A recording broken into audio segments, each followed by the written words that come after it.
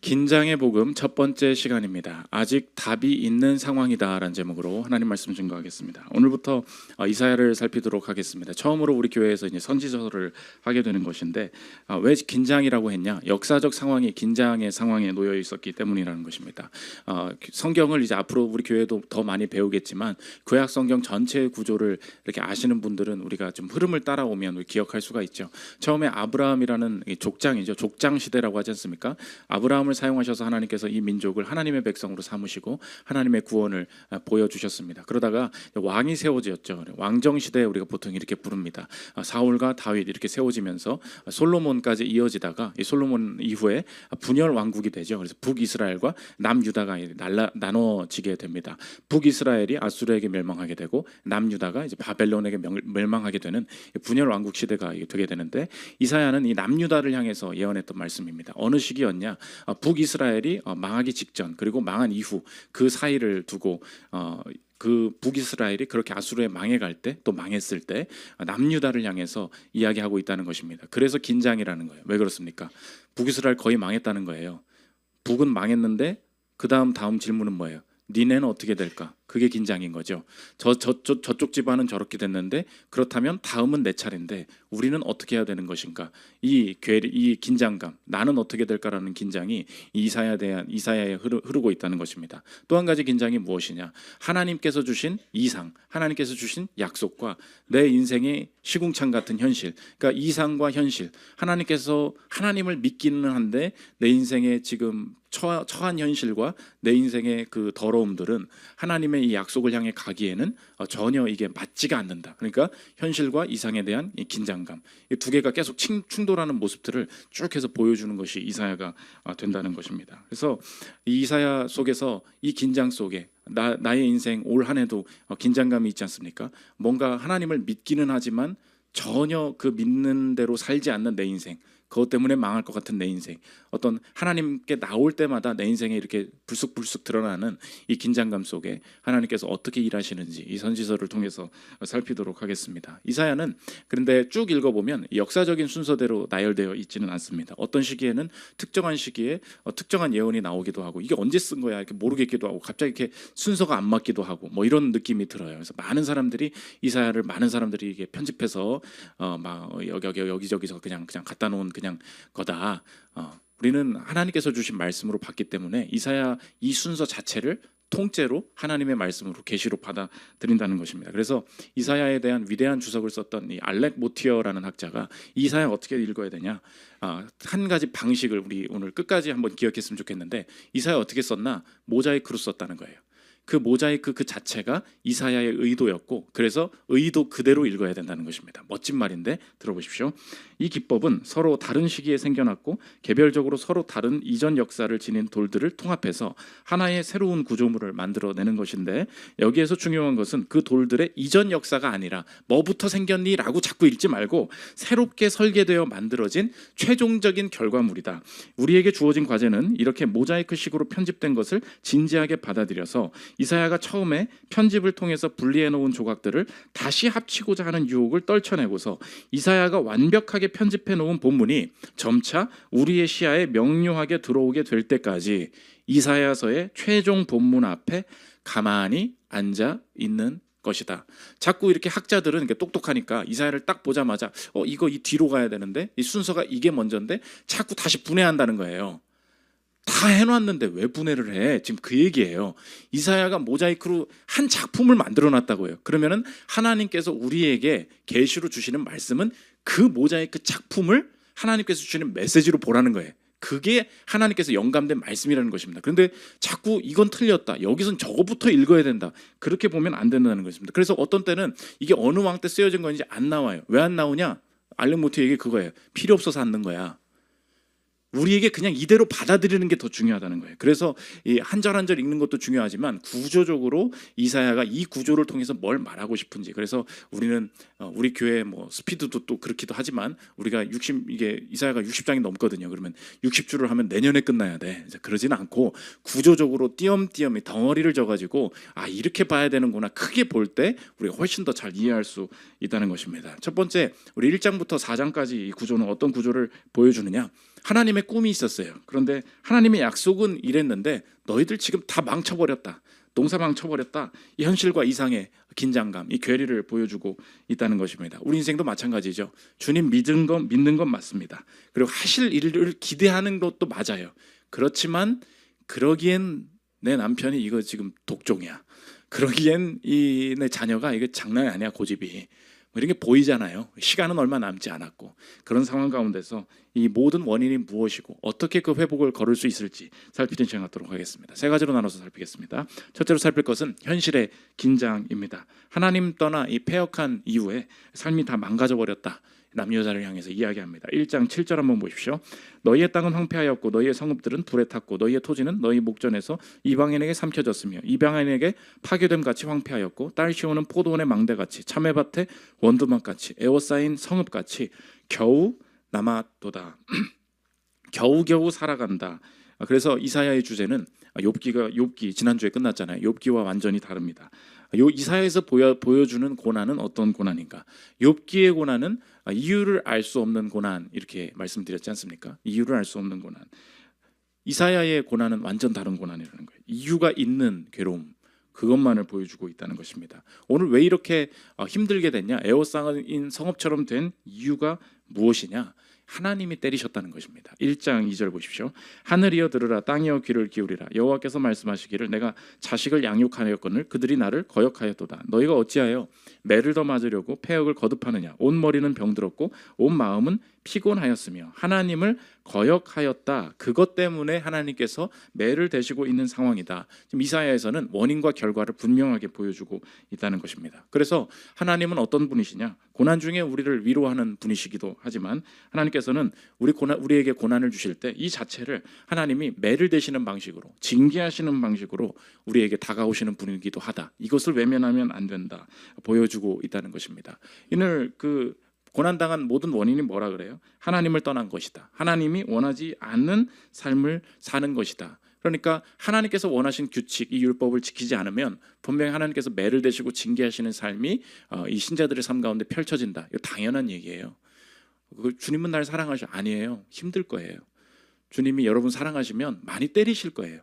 그걸 당연히 받아들여야 한다는 것입니다. 그래서 나중에 그게 규칙이었구나. 그걸 미리 알았어야 되는데 도대체 내가 왜 고난을 당하는지 모르다가 나중에 그게 하나님 뜻이었구나 깨닫는 경우가 많이 있다는 것입니다. 제가 대학교 때 이렇게 선교단체만 있다가 너무나 이 기독교적인 신앙과 관련된 이야기, 인생을 살아와서 큐티책이 세 개라 그랬잖아요.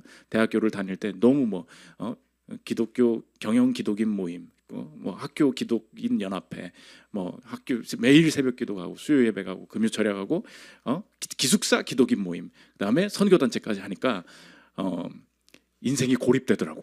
이렇게 살면 안 돼요. 절대 여러분 그렇게 살면 안 됩니다. 내 후회 중에 하나예요. 그렇게 하면 안 되겠다 그래가지고 이 선교단체는 제가 나가버렸습니다. 그러다가 투자학회로 들어갔어요. 그래서 투자학회에서 열심히 주식이란 무엇인가, 가치 투자란 무엇인가 열심히 했는데 또 너무 피곤한 거야. 그래서 나중에 3, 4학년쯤 되니까 그만하고 싶은 거예요. 다 모든 걸. 그래서 좀 놀고 싶다. 탁구 좋아했거든요. 탁구 동아리로 들어갔습니다. 근데 마침 이제 4학년 1학기 저는 이제 되니까 막 이제 동아리 붙잖아요. 신규 회원 모집 탁구책 그려놓고 누구든 환영 이렇게 한단 말이에요. 같이 가서 이제 배우러 왔습니다. 근데 나 가르쳐 줘야 될 거 아니에요, 그죠? 가르쳐 줘야 되는데 자꾸 아무튼 일단 연습하고 계세요. 이렇게 하는 거예요. 그리고 자꾸 옆에 있는 여자애들 이렇게 조금 주름 없는 애들, 좀 젊어 보이는 애들만 자꾸 도와주는. 얘는 나랑 같이 가입했거든요. 근데 자꾸 저는 언제 하냐고. 오늘 죄송하다고. 제가 다음 주 모임할 때 제가 꼭 이거 같이 연습하는 거 도와드리겠다고. 다음 주 왔는데 또 그래. 이거 아무튼 일단 벽 대고 연습을 하고 계시래. 그래서 그때 알았죠. 규칙을 몰랐던 거예요. 신규 회원 모집이라고 써 있었잖아요. 그건 무슨 뜻입니까? 신입생만 오세요. 그런 뜻이에요. 4학년은 오지 마세요. 그런 뜻이라고. 여자만 오세요. 그런 뜻이라고. 4학년 남자 학우분은 오지 마세요. 그게 규칙인 거예요. 내가 규칙을 몰랐어. 그럼 내가 괜히 가가지고 거기서 말하는 거예요. 왜 날 대접 안 해주냐? 탁구부 아니냐? 탁구를 가르쳐줘야 되는 거 아니야? 아니야. 거기 탁구를 가르쳐주는 곳이 아니에요. 서로 배려하고 인사하고 손 잡아주면서 그런 걸 그냥 하는 곳이에요.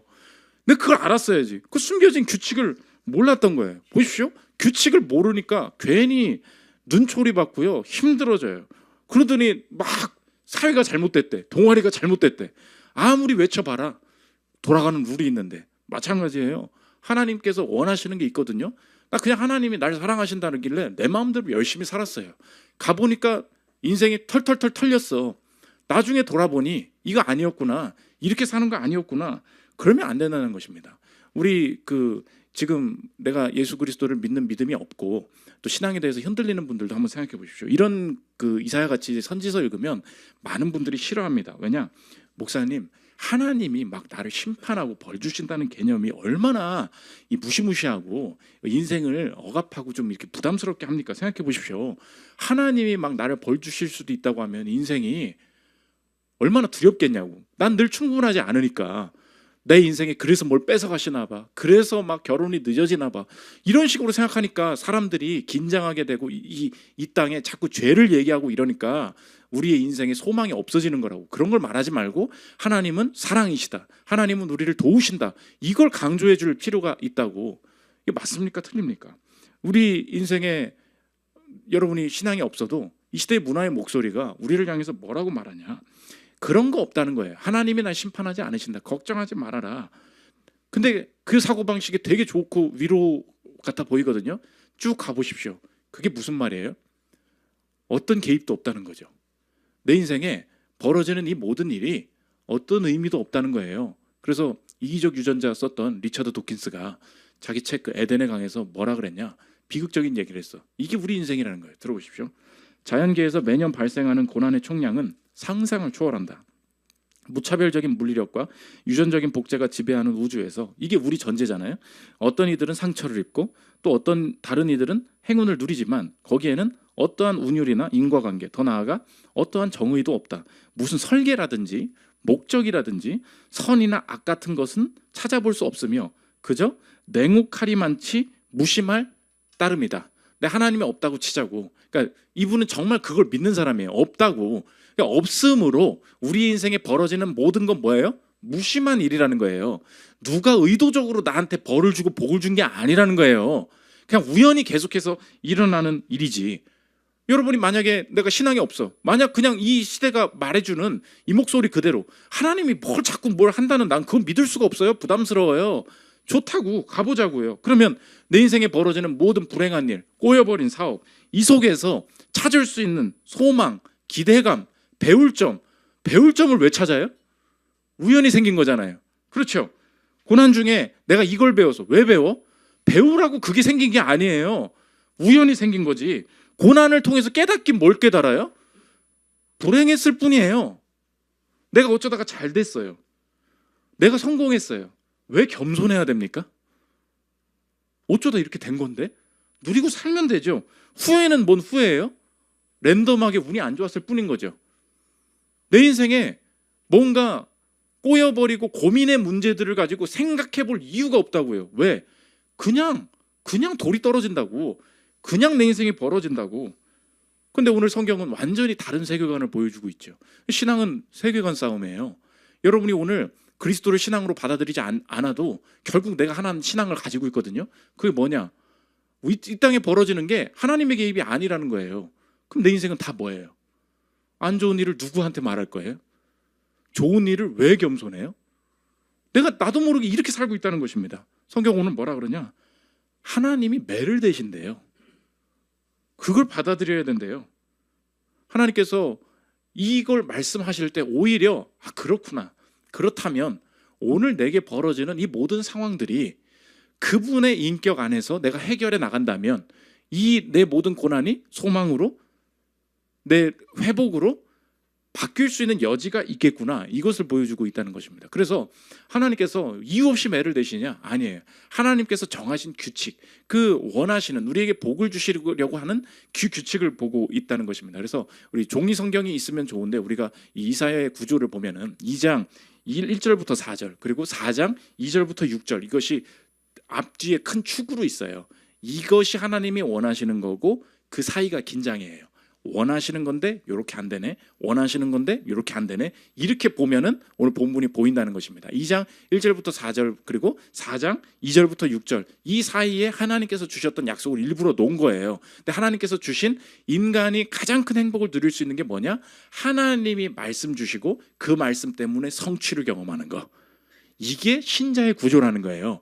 뭐라고요? 원래 인간은 어떻게 창조되었냐? 하나님이 내게 약속의 말씀을 주시고 그 말씀이 우리에게 임할 때 그 말씀대로 우리 가정과 인생에 실행되고 성취되는 거. 말씀과 성취, 말씀과 성취. 이게 구조였다는 것입니다. 이사야 2장 2절 보십시오.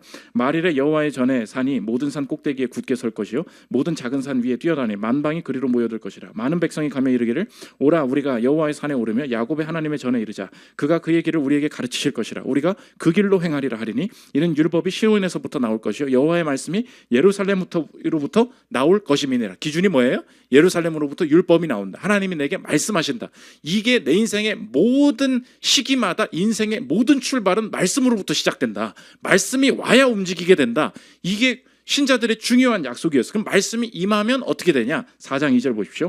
그날에 여호와의 싹이 아름답고 영화로울 것이요 그 땅의 소사는 이스라엘의 피난한 자를 위하여 영화롭고 아름다울 것이며 여호와께서 거하시는 온 시온산과 모든 지폐 위에 낮이면 구름과 연기 밤이면 화염의 빛을 만드시고 그 모든 영광 위에 덮개를 두시며 또 초막이 있어서 낮에는 더위를 피하는 그늘을 지으며 또 풍우를 피하여 숨는 곳이 되리라. 이게 현실적인 열매를 말해주는 거죠. 그러니까 우리에게 주신 약속은 뭐예요? 말씀과 성취, 말씀을 통한 인도하심, 말씀을 통한 열매. 이것이 신자들이 따라가야 할 상황이 된다는 것입니다. 그런데 꿈은 이건데 지금 2장 중반부터 3장 4장에 보여주는 게 뭐예요? 꿈은 이건데 안 되네. 꿈은 이건데 안 되네. 이렇게 보면 이사야가 너무 쉽게 보인다는 것입니다. 그러면 이 긴장을 통하여서 우리에게 보여주고 싶은 오늘 이사야의 가장 중요한 메시지가 뭐냐? 그걸 정리하면 오늘 제목과 같다는 것입니다. 아직 답이 있는 상황이라는 거예요. 긴장을 왜 보여줘요? 끝났어. 포기해. 그게 아니에요. 긴장을 왜 보여주냐? 원래 이거였는데 어쩌다 이렇게 됐냐? 원래 이거였어. 이걸 보여준다고요. 그 무슨 말이에요? 여기로 가야 된다는 거죠. 근데 내가 볼 땐 내 스스로도 야 이거 틀린 것 같다. 이미 글러먹었다. 이거 이제 남은 인생 동안에 뭐 하냐? 자꾸 우리가 그 안에 갇혀 있다고요. 이걸 지금 이사야가 왜 보여주냐? 제목이에요. 아직 답이 있는 상황이라고. 지금 이사야가 이 선지자가 말을 하고 있는 자체, 우리에게 말씀을 주시고 있는 그 자체가 끝난 심판을 선포하는 게 아니라는 것입니다. 그게 중요한 메시지예요. 이건 심판이 아니라는 거예요. 마지막에 이 구조를 보여주고 이사야가 마지막에 뭐라 그러냐? 아직 판결이 난 게 아니야. 이사야 1장 18절 유명한 구절이죠. 들어보십시오. 여호와께서 말씀하시되 오라 우리가 서로 변론하자. 너희의 죄가 주홍 같을지라도 눈과 같이 희어질 것이요 진홍같이 붉을지라도 양털같이 희게 되리라. 보십시오. 너희가 즐겨 순종하면 땅의 아름다운 소산을 먹을 것이요 너희가 거절하여 배반하면 칼에 삼켜지리라. 여호와의 입의 말씀이니라. 그래서 미국 학자들은 미국 법을 따르니까 미국 법 이제 진행할 때 기소되면 그 기소 부인 절차라고 있어요. 그걸 그렇게 비교해요. 뭐냐면 딱 사람 불러놓고 너 이러이러한 죄가 있는데 이거 무죄 맞아? 이거 유죄 맞아? 이거 죄 있는 거 맞지? 물어보면 자기가 답변을 해야 돼요. 아직 판결 나기 전에. 그거라는 거예요. 아직 판결이 없어. 근데 너 이렇게 죄 지고 어떻게 할 거야? 이거 어떻게 된 거야? 말하는 상황이라는 것입니다. 그럼 뭐예요? 이 소망이에요. 아직 답이 있다는 거예요. 아직 길이 있다는 거예요. 쭉 리스트를 나열해. 그럼 이거 듣기 싫어. 덮으면 안 돼요. 많은 사람들이 그래서 구약 성경을 안 읽어. 하나님은 사랑이시지. 근데 내 인생의 고난과 이걸 어쩔 줄은 몰라. 갈수록 더 이 삶이 열매가 없어. 왜요? 이 구조를 직면해야 되거든. 이사야는 지금 우리한테 또 매맞을까 봐 이게 아니에요. 하나님께서 심판하시기 전에, 하나님께서 결론 내시기 전에 일부러 하나님께서 선지자를 통해 메시지 주신다고. 왜요? 아직 답이 있는 상황이야. 하나님께서 언제나 이것을 소망의 메시지로 주시게 된다는 것입니다. 오늘 그래서 적용적으로 여러분의 인생에 어떻게 해야 될지 모르겠다. 이거는 좀 너무 늦은 것 같다. 여기서부터 뭐 선한 게 나올지 잘 모르겠다. 이런 부분 있으시죠? 오늘 이사야 메시지를 통해 확신하십시오. 내가 지금 가지고 있는 이 모든 상황 내 뜻대로 되진 않겠지만 아직 답이 있는 상황입니다. 주님께서 회복 주실 줄 믿으십니까? 주님께서 선한 길 이끄실 줄 믿으십니까? 그 확신이 오히려 어쩌다가 이렇게 됐나라는 긴장 속에 이것은 절망의 메시지가 아니라 소망의 메시지가 된다는 것입니다. 두 번째로 살펴볼 것은 현실의 폭로입니다. 이 긴장을 보여주셨어요. 그럼 도대체 내 안에서 어떻게 살고 있었길래 이제 그 안쪽으로 들어가 보는 거예요.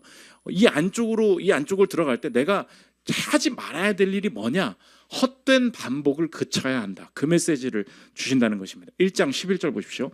여호와께서 말씀하시되 너희의 무수한 재물이 내게 무엇이 유익하뇨? 나는 순양의 번제와 살진 짐승의 기름에 배불렀고 나는 수송아지나 어린 양이나 순념소의 피를 기뻐하지 아니하노라. 너희가 내 앞에 보이러 오니 이것을 누가 너희에게 요구하였느냐? 내 마당만 밟을 뿐이니라. 헛된 재물을 다시 가져오지 말라. 분향은 내가 가증히 여기는 바요. 월색과 안식일과 대회로 모이는 것도 그러하니 성회와 아울러 악을 행하는 것을 내가 견디지 못하겠노라. 이 이스라엘 백성들이 얼마나 훌륭하신 분이었냐? 주일 예배 빠지지 않고 참석했다는 것입니다. 올 때마다 하나님 앞에 제물 드리고 11조하고 철저하게 11조 생활하고 철저하게 주일 성수했다는 것입니다. 그런데 철저한 모든 것을 다 지켰는데 너희들은 내 마당만 밟고 있다. 하나님의 인재를 경험하지 못하고 겉돌고 있다. 그래서 그걸 차라리 가져오지 말아라. 이렇게 말씀하고 계시다는 것입니다. 그럼 무슨 말입니까? 얘네들이 좋은 일들을 많이 했다는 거예요. 그런데 오늘 우리가 단순히 나쁜 일을 하고 있다면 나쁜 일을 버려야 되는 것도 오늘 메시지죠. 근데 한 가지 이사야는 더 나간다고. 이스라엘 백성들이 이 모든 선한 일, 하나님이 기뻐하실 것 같은 일을 다 했어요. 그런데 이 선한 모든 일이 하나님을 막는 수단이 되었다는 것입니다. 이게 무섭다는 거예요. 하나님을 향한 나의 행위가 하나님을 가로막아요. 나의 정당성을 확보하는 수단이 된 것입니다. 이걸 뭐라 그래요? 자기의라 그러죠. 자기의가 무엇입니까? 내가 이 정도 했다는 거예요. 그러므로 하나님은 내게 복을 주셔야 마땅하다는 거예요. 근거가 누구에게 있어요? 내게 있어요. 나는 이 정도를 하고 있어요. 그러니까 이건 안 해도 되는 거죠. 그래서 많은 분들이 교회에 많이 목사님 저는 이렇게 많이 헌금합니다. 이렇게 많이 남을 돕습니다. 겉으로 보면 다 좋은 거예요. 근데 하나님이 가증스럽다. 가져오지 말아라. 너는 내 임재를 못 누릴 거다 이야기합니다. 왜요? 그것을 했기 때문에 나는 남보다 낫다는 거예요. 그것을 했기 때문에 하나님께서 내게 복을 주셔야 된다는 것입니다. 자녀들이 제일 싫어하는 엄마 아빠가 있죠.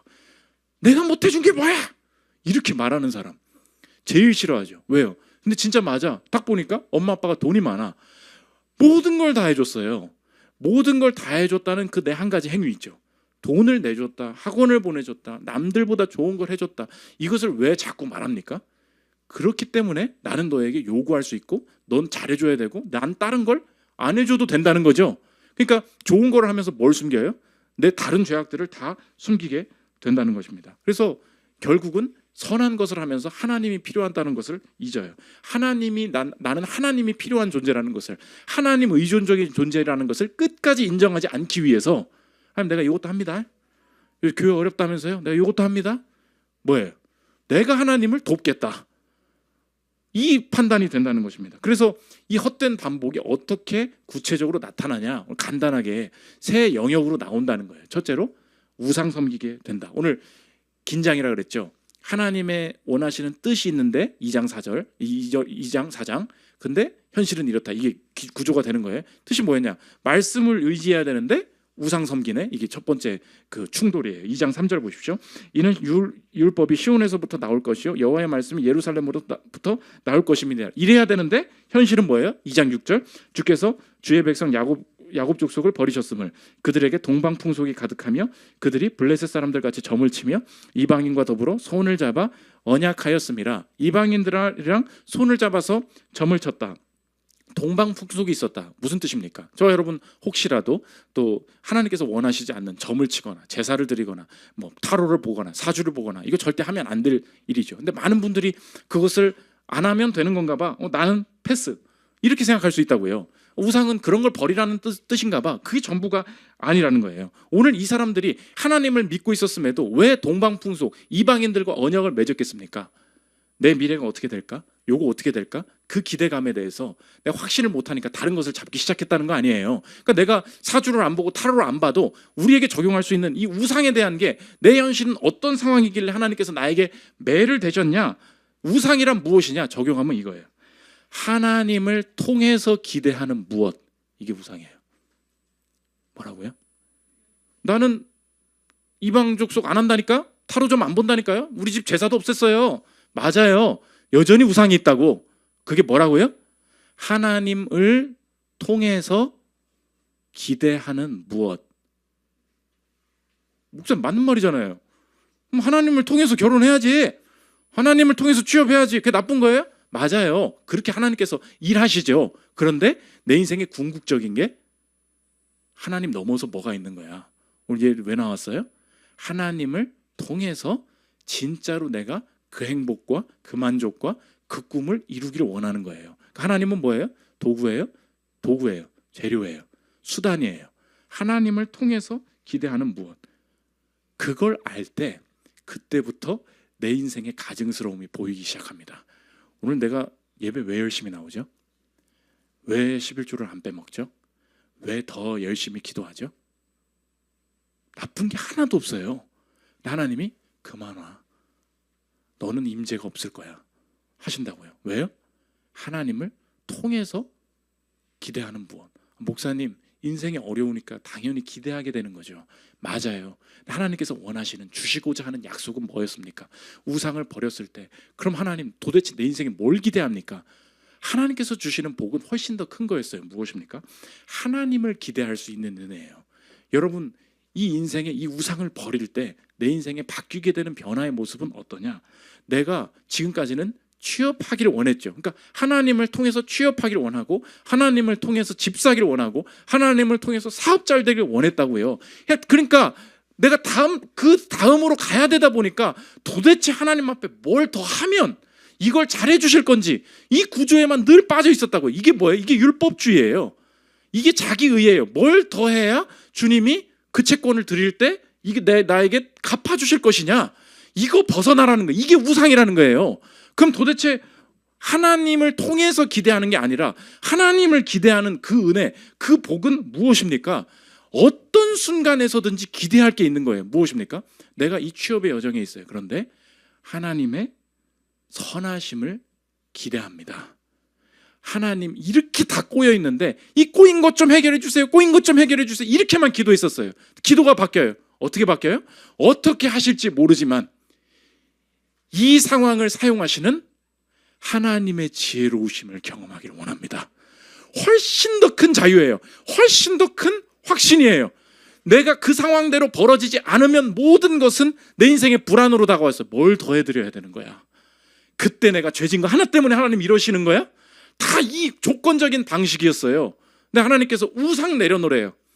내 인생의 미래에 하나님을 통해서 기대하는 그 무엇, 그거 내려놓고 언제나 하나님을 기대할 수 있는 복을 주시겠다는 거예요. 내 이 바닥에 있는데 언제나 하나님 이 속에서 그분이 날 사랑하신다는 거, 끝까지 날 붙으신다는 거 경험하기를 원합니다.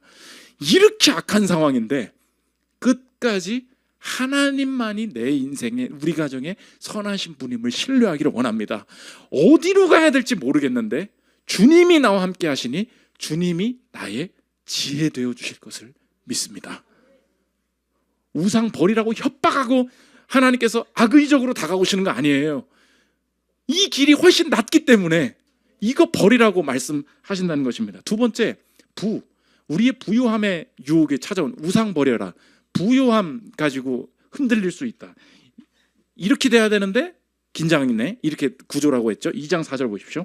그가 열방 사이에 판단하시며 많은 백성을 판결하시리니 무리가 그들의 칼을 쳐서 보습을 만들고 그들의 창을 쳐서 낫을 만들 것이며 이 나라와 저 나라가 다시는 칼을 들고 서로 치지 아니하며 다시는 전쟁을 연습하지 아니하리라. 하나님의 꿈은 무엇입니까? 이 무기와 마병과 나의 강력함 때문에 내 인생이 보호되는 게 아니라는 거죠. 하나님께서 안전을 지키시고 하나님이 보호하신다. 그런데 긴장이라 그랬죠. 7절 보십시오. 그 땅에는 은금이 가득하고 보화가 무한하며 그 땅에는 마필이 가득하고 병거가 무수하며. 지금 이 긴장을 계속 보여주는 거예요. 이렇게 돼야 되는데 꼭 이렇게 된다고. 3장 16절 보십시오. 여호와께서 또 말씀하시되 시온의 딸들이 교만하여 느린 목 정을 통하는 눈으로 다니며 아기작거려 걸으며 발로는 쟁쟁한 소리를 낸다 하시도다. 그러므로 주께서 시온의 딸들의 정수리에 딱지가 생기게 하시며 여호와께서 그들의 하체가 드러나게 하시리라. 시온의 딸들이 교만하여 느린 목 아기작거리며 발로는 막 명품 가지고 다닌다. 그래서 루이비통 들고 다니지 마라, 샤넬 들고 다니지 마라, 뭐 그런 뜻입니까? 오늘 그러면 내가 이거 루이비통 들고 오면 이거 숨겨야 되는 거예요? 목걸이 이거 다이아인데 그럼 어떻게 뭐 속에 넣어야 됩니까? 그런 뜻이 아니에요. 하나님께서 누리도록 허락하신 것 그 자체가 죄다, 그런 뜻이 아니에요. 오늘 뭐라 합니까? 교만하여 느린 목. 이게 뭐예요? 부가 나의 우상이 되면, 부가 하나님을 대체하게 되면 나타나는 것이 무엇이냐? 언제나 있으면 강해지고 없으면 불안해지고, 꼭 늘 이런다는 거예요. 부는 있으면 교만해지고 없으면 열등감 느끼고, 이게 부가 주는 한계라는 거예요. 너희 인생이 왜 망쳐버린 건 줄 아냐? 그게 없어가지고 내 인생은 아무것도 안 될 것처럼, 그러다가 또 돈 좀 벌고 좀 돈 좀 도는 것 같으니까 막 뭐 하고 다니면서 아기작거리며 걷는데, 그게 뭐예요? 교만함이죠. 내 인생에 그러면 이 사람들이 지금 이스라엘 백성들이 느끼고 있는 게 뭐였어요? 있으면 강해지고 없으면 불안해지고, 있으면 교만해지고 없으면 열등감 느끼고, 이게 부라는 거예요. 그러므로 여러분의 인생에 세상적인 부요함, 세상적인 안전함은 교만과 절망만 줘요. 평안과 담대함은 안 줘. 이게 오늘 통찰이에요.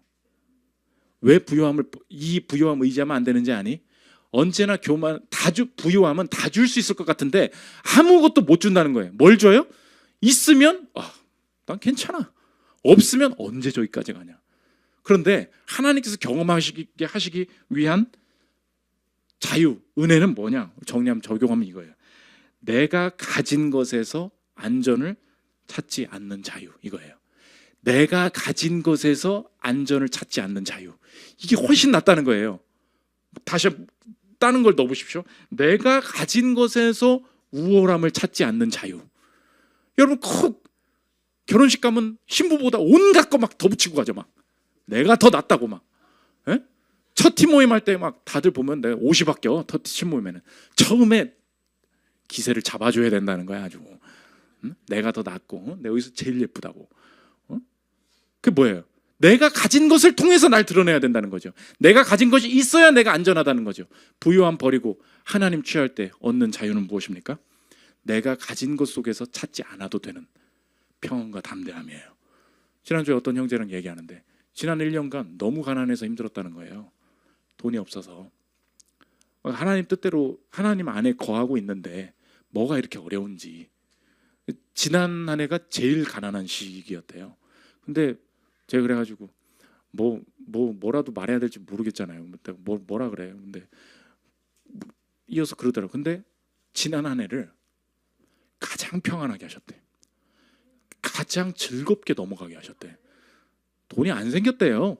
더 어려워졌다니까.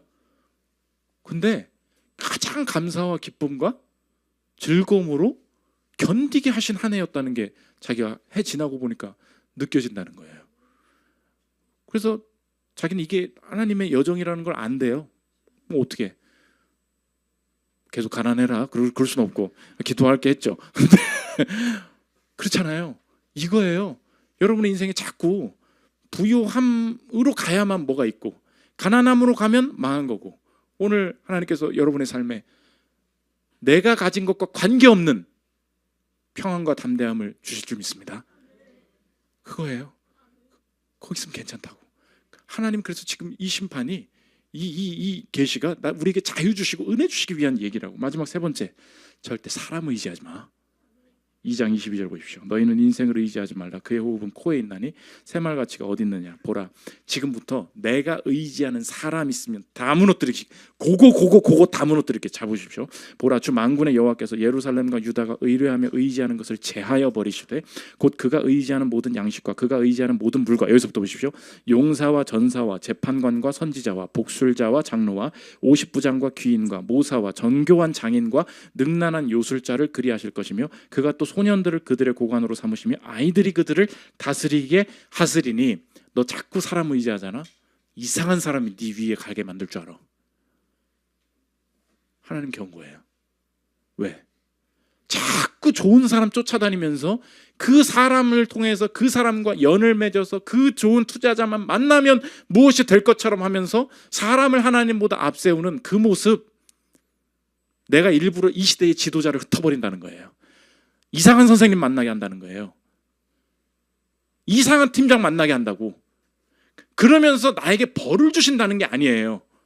여러분의 인생에 기대와 실망의 기준이 사람으로 바뀌게 되는 거, 이거 막아주신다는 거예요. 적용이 그거예요. 기대와 실망의 모든 기준이 사람이에요. 제가 그냥 그렇고 그런 지방 교회 다녔거든요. 그러니까 사람들이 뭐 설교를 잘하면 얼마나 잘 하시겠습니까? 그러니까 사람들이 다 줘라. 근데 하나님께서 저한테 그 좀 경고를 주신 것 같아. 이거 하나님 말씀 아니야? 이거 하나님 말씀 아니냐고. 제가 기를 쓰고 진짜 졸린 눈을 참으면서 어떻게든 요약해 보려고 어떤 메시지를 내게 주시나. 진짜 철저하게. 왜요? 하나님이 내게 말씀을 주시겠다는데 저 사람의 연약함이 있는 것 같아도 나의 기대는 사람은 아닌 거지. 오늘 여러분의 마음이 그렇잖아요. 이 교회를 혹시 왜 오셨어요? 그것도 마찬가지예요. 저 사람이 나랑 맞아. 저 설교자가 나랑 맞아. 그 마음 가지고 있다면, 이 사람이 충분한 퍼포먼스를 못 내면 그럼 어쩔 거예요? 두 사람 교회로 가야 되죠. 거기서 무너진다는 거예요. 그래서 네가 헤매게 만들 거야, 그 말이에요. 여러분의 인생에 혹시나 이 팀장 별로야, 그래서 실망하고, 이번에 좋은 팀장 왔대, 좋은 사장으로, 좋은 대통령으로, 좋은 뭘로 바뀌었대, 그거 의지하면 다 망하게 할 거야. 하나님께서 여러분 혹시 사람 때문에 지금 불평하고 있는 부분이 있다면 그거 옮긴다고 다 되는 거 아니에요. 하나님께서 철저하게 그 안에 끝까지 이렇게 어그러진 팀장 속에서도 하나님이 계시다면, 이 남편 밑에서도 하나님 계시다면 선한 일이 있을 거야 라는, 사람 버리고 하나님 기대하게 만드시는 그 훈련 지금 하고 계실 줄 모르다는 것입니다. 그래서 조르주 베르나노스라는 그 소설가가 간단히 이렇게 말했어요. 들어보십시오.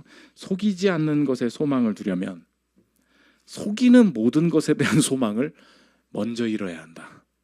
멋지죠? 속이지 않는 것에 소망을 두려면 속이는 모든 것에 대한 소망을 먼저 잃어야 된다. 속이는 게 뭐였어요? 우상과 부요함과 사람. 이것 때문에 이 긴장에 거하고 있다. 마지막 세 번째, 현실의 확정입니다. 간단히 볼 텐데, 이사야는 제한의 책이라 그랬어요. 너 지금 잘하면 다시 회복될 거고, 아니면 정말 심판이 임하게 돼. 소망인 것 같지만 여전히 불안하죠. 이번 주 못하면 어떡할 거야? 또 주님 떠나면 어떡할 거야? 이사야를 성경 전체로 봐야 된다고. 이사야는 제한의 책이에요. 성경 전체에서 보는 순간 확정의 책이 됩니다. 그게 메시지예요. 이사야는 제한의 책이 맞아요. 할래 안 할래, 돌아올래 안 들어올래, 순종할래 안 할래, 맞아요. 그런데 이 제한 때문에 난 두려워요. 또 그러다가 하나님께서 결국 나에게 벌을 주시는 거 아닌가? 그렇지 않아요. 이 제한의 책을 내가 마음껏 확신으로 읽을 수 있는 이유는 이게 제한이었으나 이제 나에게는 확정이 되었습니다. 왜냐하면 나보고 요구하신 이 요구들, 나보다 앞서서 한 사람이 대신 이루셨기 때문입니다. 이사야가 제안합니다. 1장 18절, 여호와께서 말씀하시되 오라 우리가 서로 변론하자. 너희의 죄가 주홍 같을지라도 누군가같이 휘어질 것이요 진홍같이 붉을지라도 양털같이 희게 되리라. 너희가 즐겨 순종하면 땅의 아름다운 수산을 먹을 것이요. 제안이죠. 너희가 거절하여 배반하면 칼에 삼켜지리라. 여호와의 입에 말씀이니라. 제안했어요. 이 제안한 모든 것이 확정되었다. 고린도후서 5장 14절 읽고 마치겠습니다. 그리스도의 사랑이 우리를 강권하시는도다. 우리가 생각하건대 한 사람이 모든 사람을 대신하여 죽었은즉 모든 사람이 죽은 것이라. 이미 심판당해야 될 모든 것, 이 제한 속에 실패하여 심판당해야 될 모든 것, 한 사람이 이미 대신하셨고, 내가 하나님 앞에 순종해야 될 모든 것도 그 한 사람이 대신하셨음을 믿느냐? 그걸 믿는다면 이전의 사람들이 이사야를 읽었던 것보다 나는 훨씬 더 강력한 확신으로 이사야를 다시 볼 수 있다는 것입니다. 읽을 때마다, 선지서를 읽을 때마다 그래서 복을 주시겠다는 거야, 말겠다는 거야. 내가 이사야를 그래서 궁금해가지고 옛날에 젊을 때 목사님한테 물어봤는데 답을 못 해줘. 그 때에 따라 다른 거래. 아니 여러분 그거 못 느껴요? 오늘 내가 말씀으로 살기를 원하잖아. 이사야를 딱 폈어. 재앙이 말이니 막 써 있어. 그럼 뭔 뜻이에요? 네 인생은 이미 글러먹었다, 그런 뜻 아니에요? 오늘 살아봐야 소용없다, 주님이 재앙을 내리실 걸. 아니 그렇잖아요. 내가 그게 너무 불안했던 거야. 목사님한테 물어봤어. 목사님 22장은 위로고 23장은 심판인데 어제는 22장을 읽었고 오늘은 23장을 읽었다는 거야. 그럼 목사님, 내가 오늘 하루 좀 땡겨 먹어. 맥체인도 가끔 착각할 때 있죠. 어제 건데 오늘 읽었어. 근데 어제는 축복이고 오늘 저주야. 어쩔 거라요. 말했더니 그 목사님 이상한 사람이라니까. 지금도 목회하는 분 때에 따라 다르대. 아니 때에 따라 다르면 얼마나 불안해요. 그렇잖아요. 오늘 제안하신 것 아무리 저주의 말이 써 있어도 나는 그걸 묵상하면서 다시 소망을 가질 수 있어요. 왜요? 맞아요 주님, 내가 이 모습이죠. 그러나 한 사람이 대신하여 나 대신 죽으셨다면 오늘 이제 이사야의 제안은 나에게 확신이자 확증된 이름을 믿기를 원합니다. 내가 어떻게 우상을 안 버릴 수가 있어요? 하나님의 선하심을 늘 기대할 수밖에 없는 거예요. 내가 왜 부유함을 의지해요? 내 것이 없어도 담대할 수 있는 길이 있는데 내가 어떻게 지금까지 사람 믿고 이렇게 헤맸냐? 사람 때문에 기대와 실망하지 않길 원합니다. 하나님 기대하는 이 모습 가지고 담대하게 회복의 길을 걷는 저와 여러분 되시기를 기도합니다. 찬양하고 기도하는 시간 하도록 하겠습니다.